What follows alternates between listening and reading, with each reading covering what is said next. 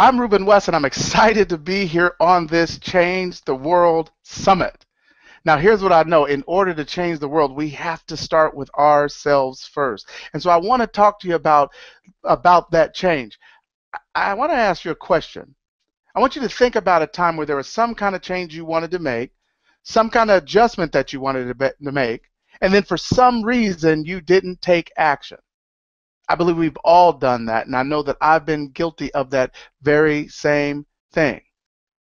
And so I want to talk to you today about living your best life. Listen to this quote from Chuck Palahniuk. He said, if you knew that your life was merely a phase, a short segment of your entire existence, what would you do? How would you live knowing that nothing real was at risk? He said you'd live a gigantic, bold, fun, dazzling life. You know you would. That's what the ghosts want us to do. All of the existing things that they can no longer do. And I believe when he said a gigantic, bold, fun, dazzling life, I believe he was talking about living your best life. But then the question becomes, what keeps us from doing that? What keeps us from living our best lives? We all know that there's things that we want to go after. Some of us want to improve our education. Some of us are on a mission in 2014 to improve our health. Some of us want to improve our wealth. We're tired of living paycheck to paycheck, and we're looking for a change. Some of us want to do it to help other people. We all have a change. But what is it that keeps us from the gigantic, bold, fun, dazzling life? Well, I believe it's four things that run with those four things. And that's fear, uncertainty, self-doubt, and extra hard work. Fear, uncertainty, self-doubt, and extra hard work. See, we get these ideas in our mind, we want it, but we don't take the action, and then 3 months, 6 months, a year, 2 years later, we find someone else that got that very same result that we were looking for because they took action. And so we have to make up in our mind while we're listening to this Change the World Summit that whatever it is that's going to be required for us to do, we are going to do it. I want you to think about this. Imagine being in the arena at the MGM Grand. The date is November 5th, 1994. And you're with tens of thousands of people. After you hear the crowds go wild, and then the music starts. And you see coming out of the tunnel, George Foreman. George Foreman, who was beat in Zaire by Muhammad Ali in 1974 and lost his championship. And here he is now at the age of 45, attempting to be the oldest fighter to ever win the championship. And while he's walking into the ring, there's some people that are simply laughing that this can't be. This is ridiculous. What does he think he's doing? He could get killed in there, but he's going for something. He's going for a gigantic, bold, fun, dazzling life. He's going to live his best life. And that's what we have to commit to doing. That it doesn't matter how old we are. It doesn't matter that we've been knocked out of the ring of life. It doesn't matter that we've been knocked down. The question is, are we willing to get back up and get back into the arena of life? George feels like he has a calling on his life to be the heavyweight champion, and he's stepping in there to answer the call. And now he's facing Michael Moore, a man that's 25 years old, the current champion. He has youth, he has agility, he has ability. And he's looking across the ring thinking, there's no way that this man can take my title, that this belongs to me. And that at some times you have to realize that it's just going to come down to a fight. That in order to live the life that you want to live, in order to live your best life, it's going to come down to a fight. And that's exactly what it came down to for George. That he realized that no one is going to hand him the title back. Very few people even give him a chance to win again. That he's been out of it too long. He was retired for 10 years. He set it aside. They said, no one has come back like that and been able to do this. What is it that makes you think you can do it? But there was something in him that was driving him to take action. And this is what I'm going to tell you. That if you're going to have the life that you want, if you're going to live your best life, there has to be something down within you that's driving you to get what you want. And what's going to happen is on your way to get what you want, on your way to the success that you're looking for, you're going to meet some roadblocks. There's going to be some times that you have to stop. There's going to be some traffic jams that slow you down. I know personally. As a matter of fact, I remember 2 years ago, I was going to my daughter's swim meet, and I was driving from Bloomington, Illinois to Leavenworth, Kansas. Her swim meet was on the military base. And so as I pulled up to the base, I got my ID out. I know how this works. I've been through this routine before. And I hand my ID to the guy. And he checks my ID, but he also says, I need you to open the hood. I need you to open the trunk, open the doors, and step out of the car. And I said, sir, I don't know if you know it or not, but I've just come all the way from Bloomington, Illinois. My daughter is in there, and the swim meet has already started. And if I don't get in there soon, I may miss it. And he said, that doesn't make a difference, sir. Everybody has to go through this. And so he made me get out of the car. And they looked in my engine, and I'm thinking, what is it that they're looking for? I just want to go look at this swim meet. And then they look within the car. And then they look in the trunk. And I'm thinking, I am done. I went to reach for my ID. He said, hold on. And then the other guy took a mirror and walked around the car, underneath the car, and he was checking the undersurface of the vehicle. And I'm saying, this is ridiculous. I've been slowed down by traffic jams. I'm running behind. I just need to get on my way. And after they gave me a thorough checking over, he handed me my ID back. And he said, sir, you can close up your vehicle and you're free to go. And so as quickly as I can, I shut the hood, I shut the back doors and the other doors, I shut the trunk, I got inside, and I took off so I could see her compete. And then something hit me at that moment, that what I just went through is what everyone goes through. See, I want you to write this down. Success is going to check your credentials. I'm going to say that again. Your success is going to check your credentials.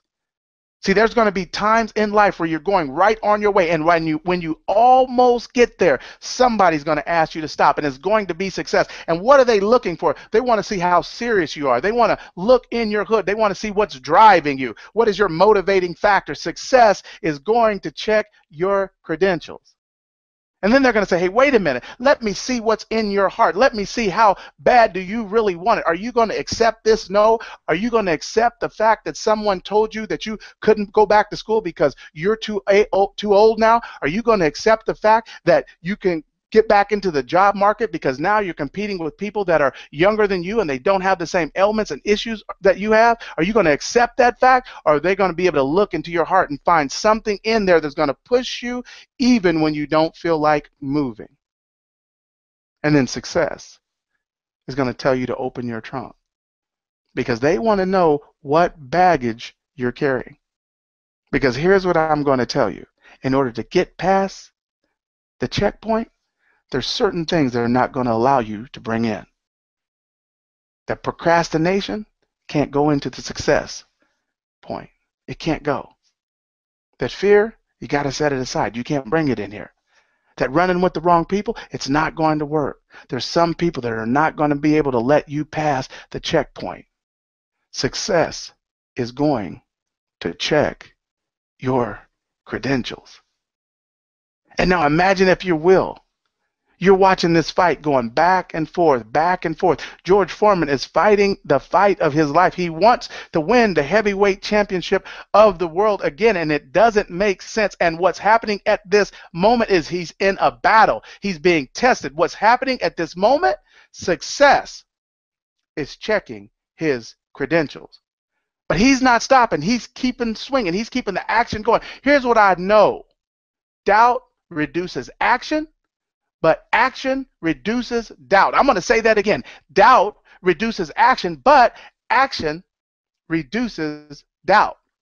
And he's in this ring of life, and he's swinging. He's putting forth the action that's necessary, and that's exactly what you're going to have to do when you go after what it is that you want. You have to go into action. And that action is going to reduce the doubt that you see, that you feel, and that you hear. You can't listen to what other people say. You just have to take action. You don't know how you're going to make it. You just have to take action. You don't know which path to take right now, but you know you have to take a path, so you get started until you get some clearer direction, and then you go follow that direction. But what you have to do is you have to take action.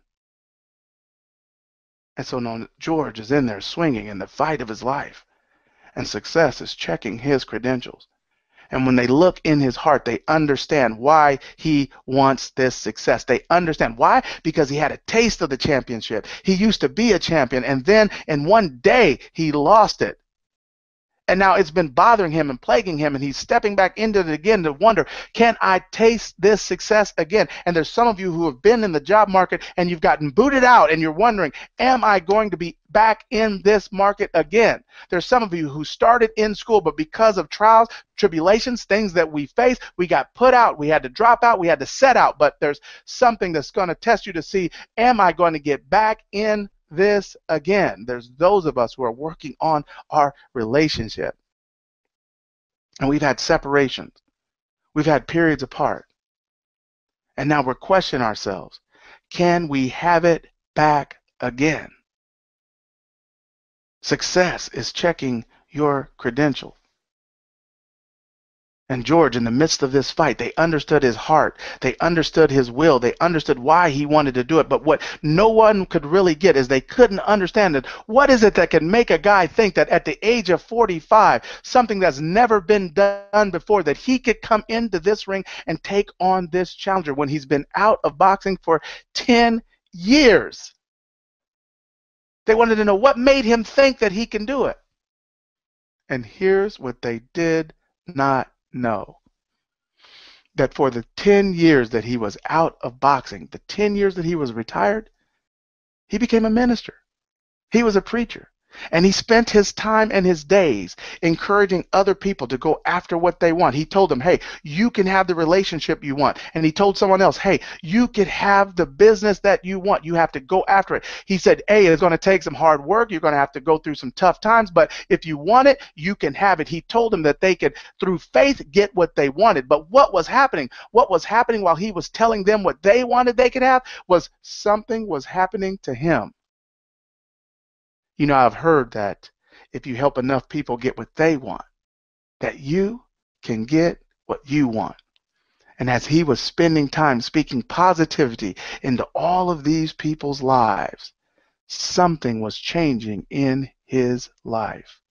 And as he told them that they could have what they wanted, he started to believe, wait a minute, if they can have it, I can have it. See, we read where God puts man to sleep, but we never read where he woke man up. Because awareness is a gradual process. And over that 10-year period where he was helping other people become aware of what they could have and what they could be and what they would have to do to get it, something happened within him. And he started to wake up. And I'm going to suggest that what is really going to be the determining factor, that if you can have a gigantic, bold, fun, dazzling life, is that something's going to happen within you. And it's going to come down to what is it that you're putting into your mind? Who are you associating with? And then what is it that they find when they check your credentials? What are they going to find?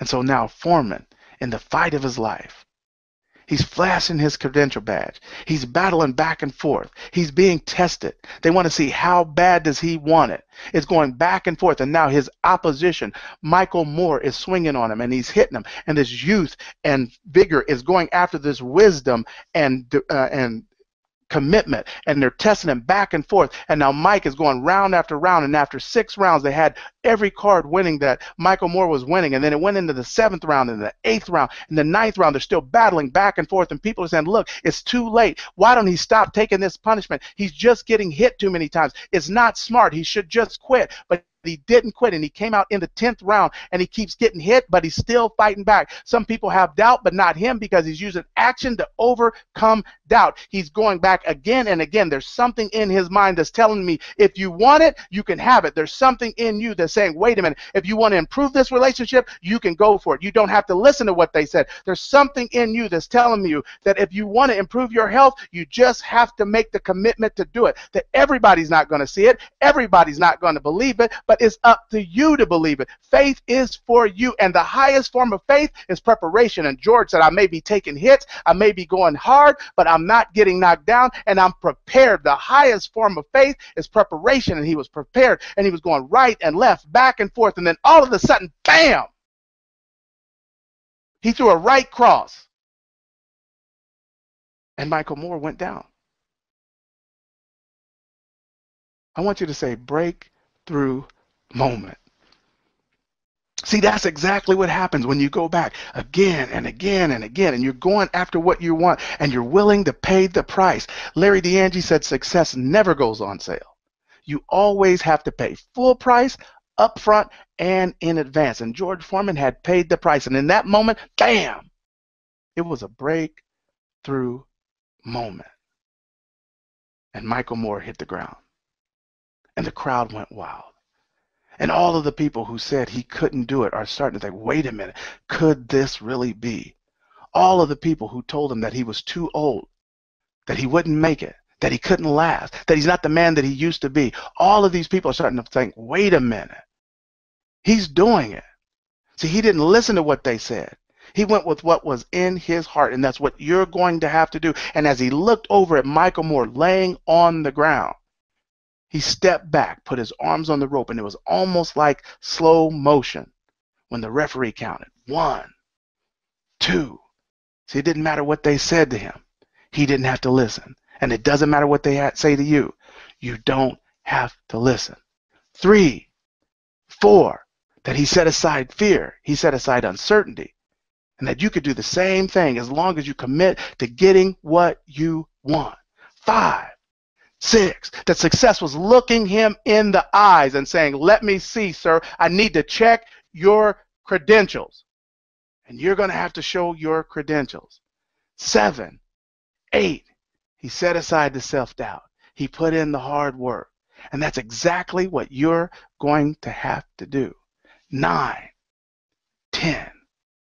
And in that moment, they said, Michael Moore, you're out. But in that moment, George Foreman, you're in. In that moment, he changed his life. In that moment, he started living a gigantic, bold, fun, dazzling life. In that moment, he started to live his best life. Now, this is what I want to tell you. That if you ask George Foreman the next day, were you sore? Absolutely. The next day, were you in pain? Absolutely. And here's what I'm going to tell you. When you go after what you want, when you pursue it, when you give it all you got, I'm not saying you're not going to get hit. I'm not saying that you're not going to be sore. I'm not saying that you're not going to get knocked down so long as you get back up. I don't care if you've been off 10 years. I don't care if they say you can't do it. I don't care if they say you're old, outdated, antiquated. They do not know. People can predict your future, but you have the right to determine it. If you ask George Foreman the next day, was he hurt? He said yes. But the difference was he was now the champion. And you have the ability to become the champion of your life. You have the ability to live a gigantic, bold, fun, dazzling life. You have the ability to be the champion. And all you have to do is commit that the next time you take this idea that's given to you by the universe and you don't look at the odds don't matter. What you do is you get ready. You straighten your shoulders out. You start putting these positive things in your mind. You make sure that you're traveling with the right companions, and you be prepared to show your ID. Why? Because success is going to check your credentials. Ladies and gentlemen, I'm Ruben+West reminding you to live your best life. And do it now. Why? Because you only get one. Now, I want you to reach out to me on my website. My website is Ruben+West360. That's RUBENWEST 360.com. You can also reach me on Facebook at Ruben West Speaks.